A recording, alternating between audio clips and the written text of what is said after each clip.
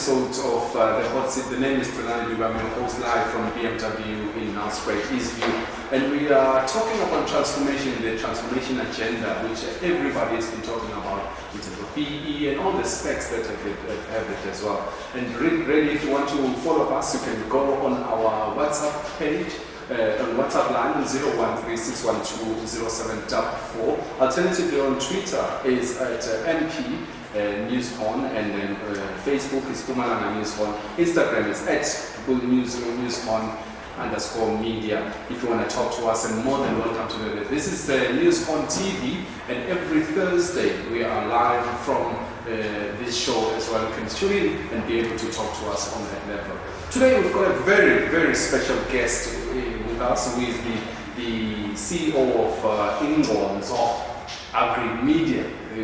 This is Godfrey Thwala, who came through and addressed us. Welcome to the show, sir. Thank you, sir. Thank you for having me. Greetings to you. The one thing that I always follow is your articles that come through, that you're always writing, and you've been always writing as an author as well.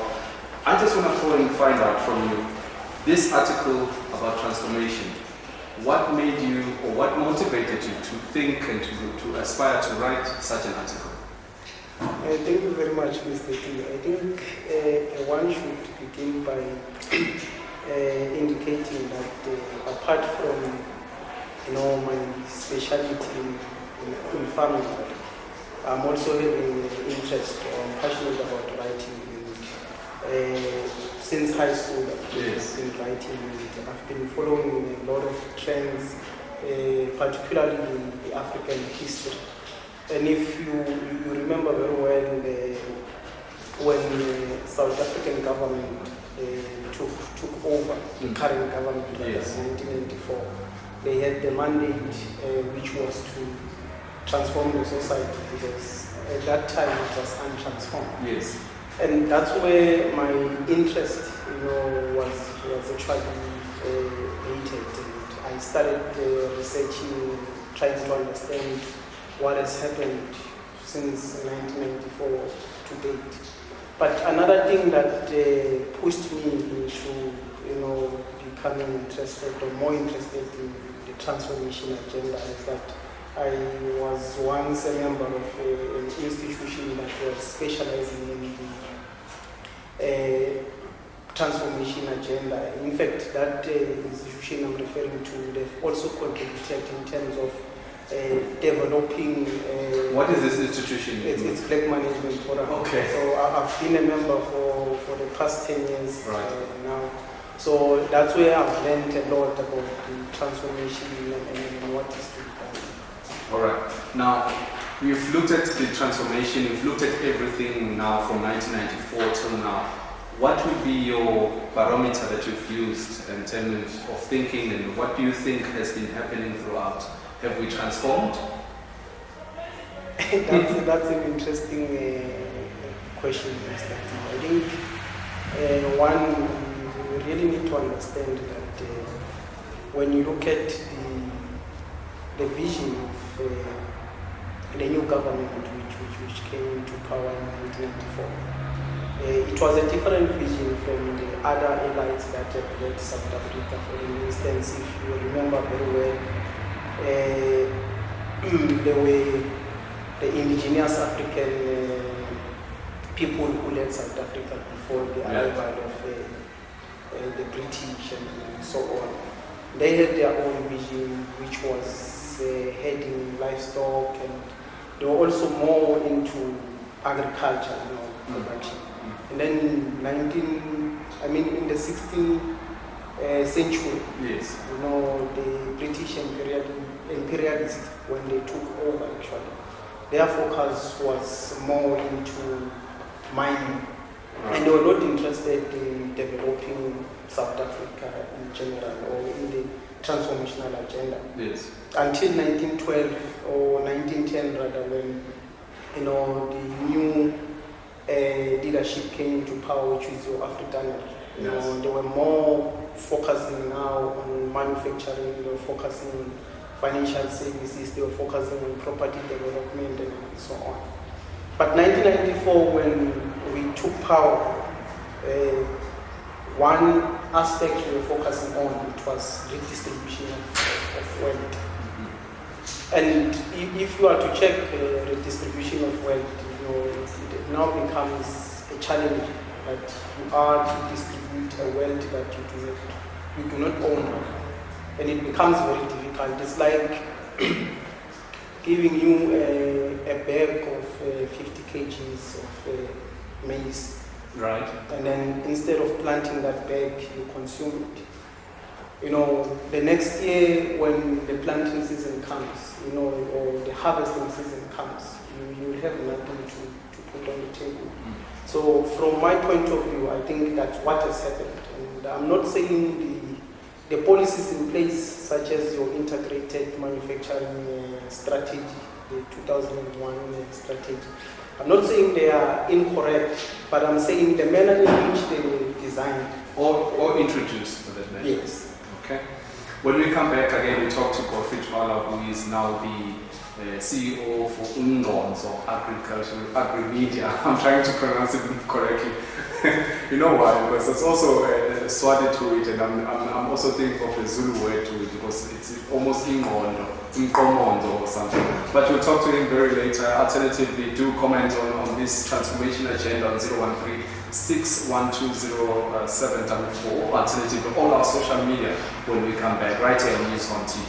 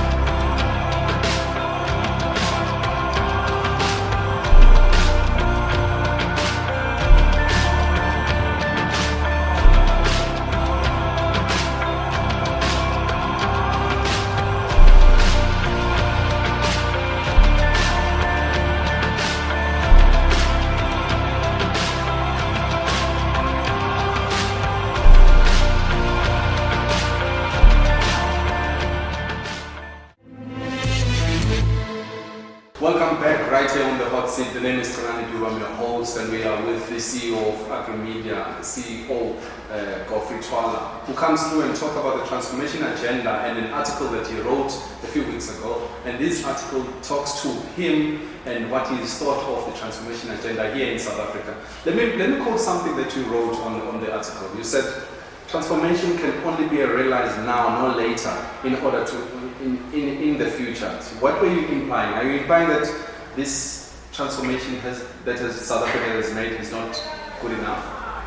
Yeah, I think yes, I am implying that the manner in which transformation is unfolded it's not adequate, and reports such as your Employment Equity Commission report, the 2019 report, it stipulates that in their recommendations that the pace in which transformation is taking place is not the desired one. And when you also check the Triple Commission's report, the 2008 report, it also attests to what I've written there, that so far, when we zoom into the transformation in South Africa, the only sectors that have, I can say they've slightly benefited is construction, transport, and the financial services. But when you look at the current statistics, from time to time they are declining. Let's talk about the BE structure that you were saying. Are you saying that the transformation BE agenda should be aligned, or we should put on the black empowerment, black economic empowerment aside, or affirmative action should be adjusted by government? Yeah, Mr. T, I think there is a good policy, if we are to put it. We've seen how government has responded in terms of attempting to effect, the implementation of this policy. But I think number one, the attitude of corporate South Africa, it's an attitude that is not desirable, because if you are to check the portal of the BEE Commission, it shows that a number of corporate South Africa are not coming to the fore. Particularly when you look at sectors such as agriculture. We've got roughly an achievement of 2%, and the scorecard is 25%. But will you say that the government is failing from that part? Because I think we should be monitoring it. You've said from land distribution to transformation agenda. Is government doing enough? There's a department which is called the monitoring and evaluation. Are we monitoring this transformation agenda as government? Yeah, I think monitoring is where we are looking as government. I can't say it's failing. Really, we need a leadership that is radical and militant, a leadership that will not be apologetic in driving the transformational agenda. Because if you are to check for South Africa to achieve a society that is, has actually realized equality, we really need to play our parts, be it black or white. We need to come together. We need to arrive to a point where we agree that there are past mistakes that has happened, and they've contributed towards these inequalities that we are realizing today. But how can we best address these issues as a collective? Because currently it looks like there's only one party that is pushing the agenda, and to me, they are not in charge. You need business, or you need corporate South Africa to come. Let me put you on the spot, actually on the hot seat right now. What do you think about radical economic transformation? Everybody has been shouting about this radical economic, and are you in support of it? Yeah, Mr. T, I think it's something that cannot be postponed. Really, when you look at the unemployment at the current juncture is sitting at 30.1%. Yes. And you also look at youth unemployment is sitting at roughly 59%. So it shows that we are having a serious socio-economic crisis that must be addressed, and the only way to address it is through a radical economic transformation. But of course, how you now contextualize it, it's another, form. I think we do have policies that are good. Unfortunately, in a global world, it is not good policies that tends to yield the desired results. It is policies that are centered around economic development or economic growth, and also profit, because normally your investors, your foreign direct investments, they normally look at profit. They don't just invest where there is no money. Let's look at globally now, as you're looking at global trends. You've looked at China, you've looked at Singapore, you've looked at Dubai for that matter. And you are saying, did those guys work on a transformation agenda that you can adopt? Or our own country has got a unique sense of a USP that you can talk to?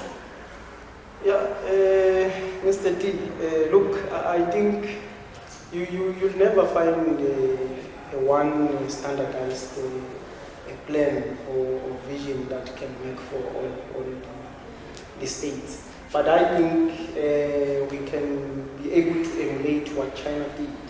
But of course, when it comes to South Africa, it has to differ in terms of context specific.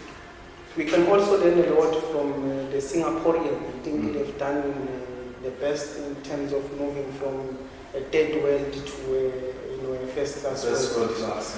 The only issue, particularly in South Africa, what I've actually realized through my when I was critiquing rather the policies, it becomes the issue of implementation and the issue of monitoring. We do have good policies in place, but another issue as well is that most of these policies, they were incorporated into values that were brought forth by the apartheid regime. And then it becomes difficult for one to be able to create new industrialists, because if you are to look at the focus of the integrated manufacturing strategy 2001, it focuses more on large firms, and then it leaves small businesses that are coming, small industrialists that are coming on board, and then it becomes very difficult for you to get a grant from departments such as your DTI. Would you say then, just in closing, and it's our last question, would you say that the government has put enough transformation policies in order to find the triple threats, which is challenges of inequality, poverty, and unemployment? Has government put enough of these policies, and what could be the advice for you as a second question in terms of government to say, yes, we've got policies if they are, and what is the advice for government? I think we really need to subject all these policies into a reappraisal. Yes, they are good policies, but let us be honest and zoom into the outputs of these policies. Because my challenge is that whenever you rise as a young person or as a black leader, you tend to be named or put into shame as someone who's doing something which is wrong. I think critiquing what government has done, it should be something that is normalized. It really has to be normal, and we need to, as a country, we really need to look into that.